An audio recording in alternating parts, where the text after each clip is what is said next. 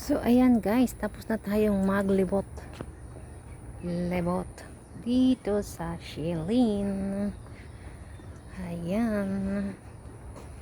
At wala nang tao sa area na to.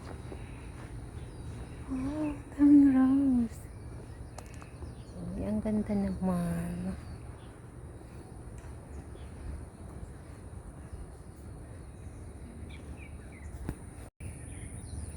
So, andyan na yung mga bulaklak na nakalagay sa paso. Kaya lang, yung iba, bumubuka pa lang. Yan guys. So. Ayun. So, bawal pumunta dyan muna. Nakalagay. Mayroon silang taling nilagay. Kaya, dito lang muna tayo. Maglilibot. Kung saan walang bulaklak. Tapos, tong part na to, lalagyan din nila yan ng bulaklak. Itong area na to. Wow, ang laki naman ng puno na to. Yun o. Ano kaya itong puno na to? May pangalan to eh. Ang lagyan nila. Para siyang papel.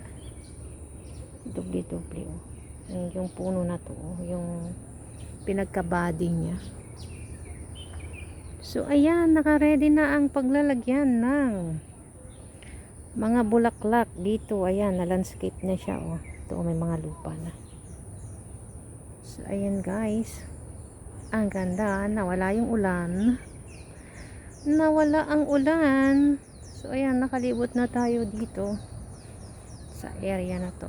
Lawak. So, hindi na tayo pupunta doon dahil walang bulaklak dyan. Tayo ay babatsi na. Let's go! I'm going to the next adventure doon sa Christmas land sa Panchaw area.